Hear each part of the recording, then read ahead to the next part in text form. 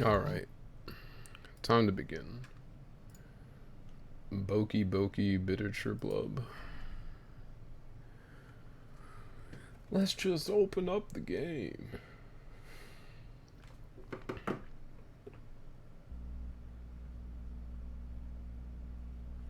Oh. Does it do this every time now? Brappy. Huh. I don't know why they don't have this whole ass menu the first time you start the game. Gotta start out with my favorite song.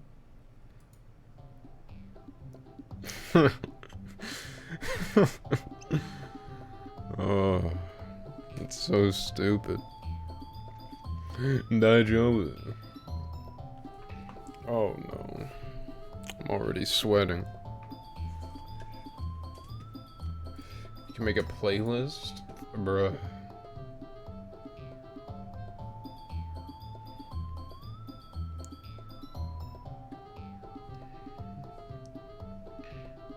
Alright. I've had enough. Oh, it's just gonna keep playing. Oh.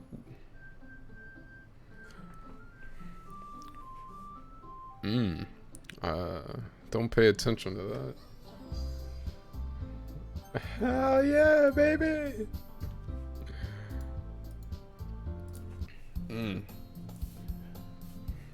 Thanks for the hint. Ugh, damn it. I'm gonna have to drink the water early. Ugh. Alright. Here we go. Kyle! Sayori suddenly comes up to me. I'm gonna go get some supplies from another classroom. Wanna come with me? Starting off strong, I see. Supplies? What for? Well, you know the festival is coming up. Me and Monica were gonna make some posters and stuff. So I need to go find some crayons and markers and glue sticks. Ah. So. Sure, I'll go with you. Yay! Okay, Monica, we'll be back soon. Ah, are you going with Kyle to get the supplies? There's no need to trouble yourself. Oh, my robot voice ain't sounding too good. I'd be happy to go with him. Oh, but I wanted to go! It's so much fun exploring empty classrooms and stuff. Heh heh. Okay. It was just a suggestion. See if you can find poster paper too, okay? Okay. Ready, Kyle? I'm ready, Freddy. It's Larry. Yep, let's go. Let's go! Sayori and I exit the club room. I follow behind as Sayori hums and skips around the hallway. Honestly, feels like I'm taking a kid to the mall or something. Sayori finds pleasure in the simplest things sometimes. Hey Sayori! Why the long face? What exactly are we doing for the festival anyway? I'm not sure how you would make an event out of literature. Me and Monica have it all planned out. Don't you worry. Is that so? Yep. We're gonna do a poetry performance. A performance? Of what kind? Poetry, she just told you. Well, everyone's gonna take turns on stage and recite their favorite poems. Ah, that sounds kind of dull. Alright, asshole. Kyle! You're not thinking about it the right way at all. It's not just about reading poems, it's about performing them. Like, you say the lines of the poem like, between my feet, the last remaining flower beckons to me. I twist the stem, freeing it from its clinging roots. caressing the final joyous moment between my fingers. But to what ends have I summoned this joy? For now, when I look in every direction, the once prosperous field before me is but a barren wasteland. Like that! Sayori, how do I put this? I'm sure it's just me, but it's impossible for me to take you seriously when you talk like that. You meanie.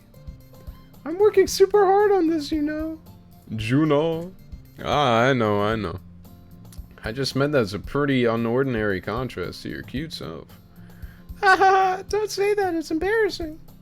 But I guess that means I'm doing a good job. Yeah, I guess so. I guess you're doing a good job. I'm so excited. The festival is going to be so much fun. Sayori spins herself around in the hallway again. Hey Kyle, this classroom over here is empty. Are we gonna do stuff in there? Let's begin the mission. The mission, eh? It's been a long time since I've gone on a mission with Sayori like this. But in the end, she hasn't changed one bit. She's nothing but a ball of sunshine drawing happy vibes from the world around her. And that's never gonna change, ever.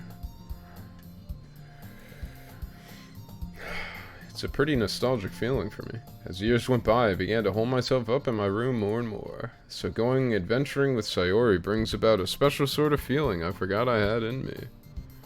A horny feeling. Two of us enter the classroom. Sayori heads straight to the closet and I follow. Let's see what we have in here. Crayons! Sayori pulls a box full of crayons off the shelf. They're the best brand too! Crayola? They're kind of dirty though. Sayori starts pulling various crayons out of the box, reading the color names. Alright, that's one down. Don't get distracted, we still need to find... Wait, I'm looking for my favorite color! Fine. Then at least move aside so I can look for the poster paper. Oh, I dropped one by accident! Smack! Kya!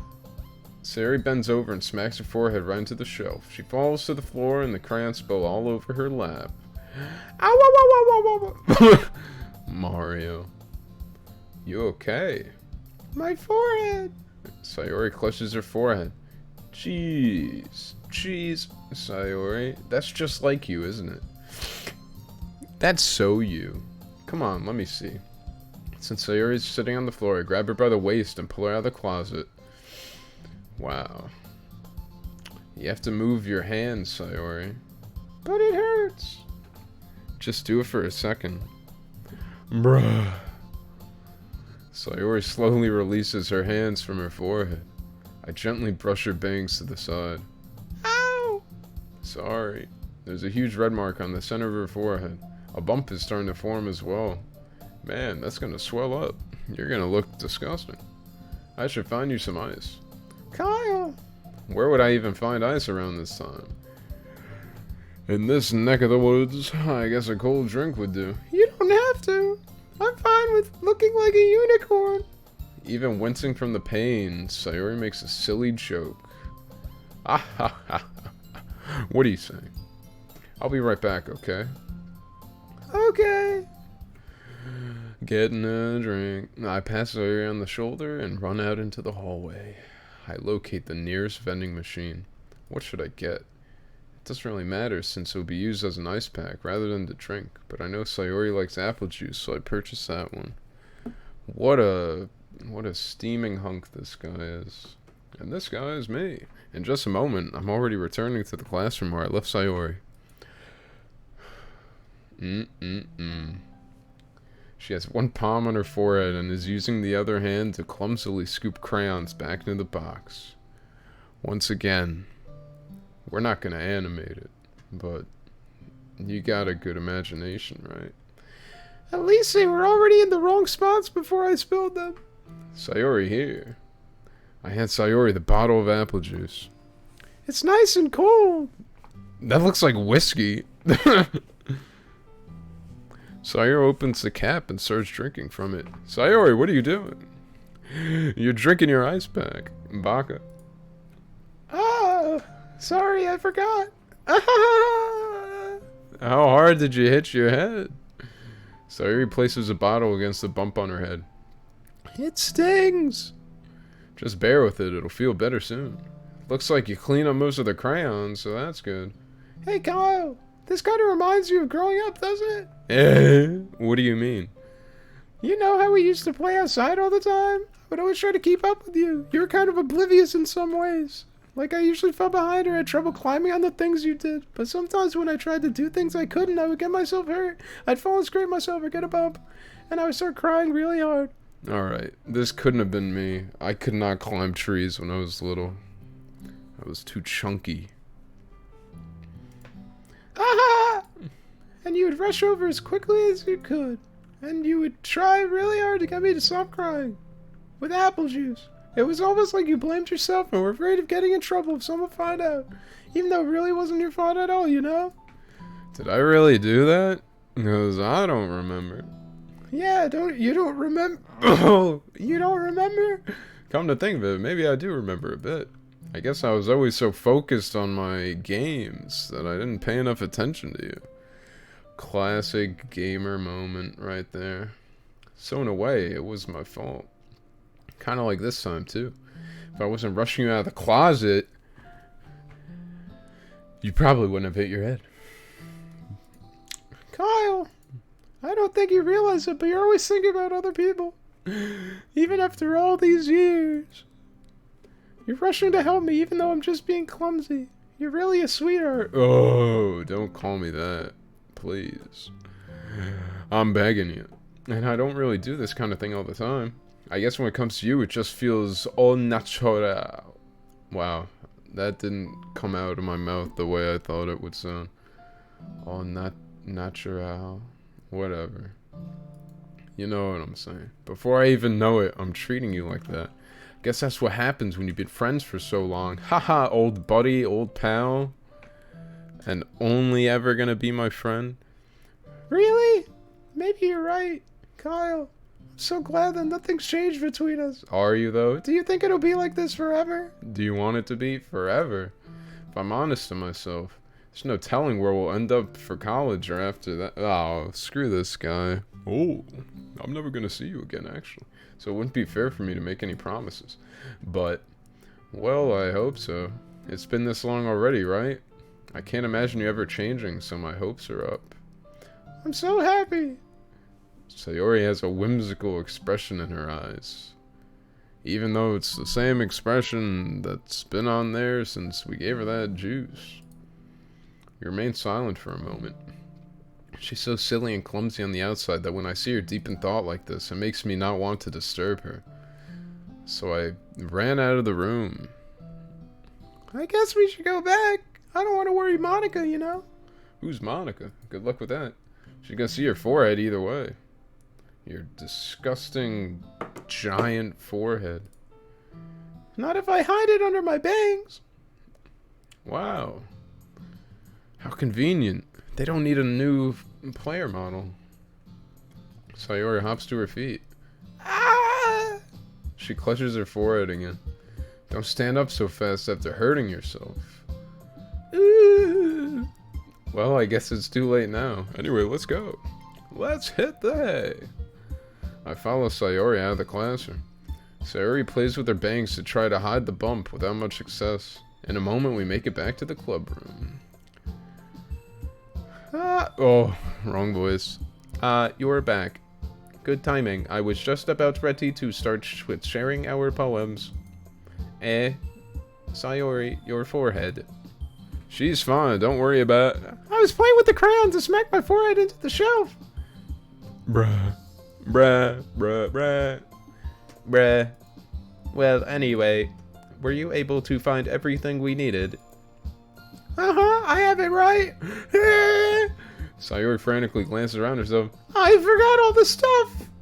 Calm down, Sayori. I have it all right here. I found the poster paper, too. Ha. Sounds like you ended up doing all the work, Kyle. Ah, well, Sayori. I failed to come up with an excuse for Sayori. I made it an adventure. Yeah, that. Ha. Okay. In any case, good work. I'll start working on the posters tonight. Me too. Okay, everyone, are you ready to share your poems? Guess I should grab mine. I wrote this one about hamburgers. It's called Hamburger Cheeseburger Big Mac Whopper. After making sure the crayon box is closed tightly, I return to my seat. Who should I show my poem to first? I gotta start with the day one over here. Kyle, I really love your poems. Bruh. I can't believe you've been hiding these from me. I've never written this crap in my life. I'm not hiding anything. But your poems are so good. Yesterday's and this one too. You can't tell me you haven't done this before. I mean, you're really the only one who feels that way, so... No way. Not even Natsuki? She grilled me. Roasted me alive. Over a pit of fire. Well, I guess Natsuki is the least likely to admit how much she likes something. But I don't think it's that. What do you mean? Well, I guess I'll be honest about it. It's a lot easier to write poems when I'm thinking about you. Bruh. Finally, this guy's got some cojones on him. Eh? Whoa. Stop thinking weird things, baka. I just mean that you're a really expressive person, I guess. How am I supposed to write poems about my own stupid life? But you somehow make everything in your life an adventure. Even the little things, like bashing your head into a shelf. Like cooking! Let's not talk about that. So yeah, I guess what I'm saying is that I can feel more feelings through you than I can through myself. We have that kind of weird connection. We're like brothers, but closer. It's your fault for getting in my business all the time. I don't know if I understand. Sigh. You never understand when I try to explain things to you, do you, Sayori? I pat Sayori's head. Hey, I'm not a kid, you know. Are you sure? Are you sure about that? Maybe. Sayori starts fiddling with her pencil between her hands. Hey Kyle, will you give me your poem? I kinda wanna keep it. Huh? Why? Because, well, it's the first time you've written something for me. Didn't I write the other one for you too? Sayori, you completely misunderstood. I didn't write this for you. I wrote it with you. Sigh. Are you even listening anymore? Well, whatever. I'll give it to you when we go home. Really? Snap. Ah! I broke my pencil. Bruh. Sawyer hastily bends down to pick up the pieces. Pick up the pieces! But being inattentive of her surroundings, she bumps right into me. Sorry! Sumimasen! It's fine, it's fine. I'll get it for you. I bend down and pick up the broken pencil. Sayori clutches the desk beside her to support herself, knees shaking, arm, mom spaghetti, knees weak. I'm a little clumsy today. Let's sit down, Sayori. Yeah. I grab Sayori's arm and help her sit at the desk. Anyway, I still haven't read your poem. Oh, sorry, I forgot about that. But it's not as good as yours. Jeez. Don't worry. I'm sure I'll like it. What the hell? This one's so long. Bottles. Patrick. The lid. I pop off my scalp like the lid of a cookie jar. It's the secret place where I keep all my dreams. Little balls of sunshine all rubbing together like a bundle of kittens. I reach inside with my thumb and forefinger and pluck one out. It's warm and tingly, but there's no time to waste. I put it in a bottle to keep it safe, and I put the bottle on the shelf with all of the other bottles. Happy thoughts in bottles, all in a roll. Urauru Chesa. My collection makes me lots of friends. Each bottle a starlight to make amends. Sometimes my friend feels a certain way, Down comes a bottle to save the day. Night after night, more dreams. Friend after friend, more bottles. Deeper and deeper, my fingers go. Ugh, like exploring a dark cave. Okay, I don't like that one. Discovering the secrets hiding in the nooks and crannies. Digging and digging, scraping and scraping. I blow dust off my bottle caps. It doesn't feel like time elapsed. My empty shelf could use some more. My friends look through my locked front door. Finally, all done. I open up and in come my friends. In they come in such a hurry. Do they want my bottles that much? I frantically pull them from the shelf, one after the other.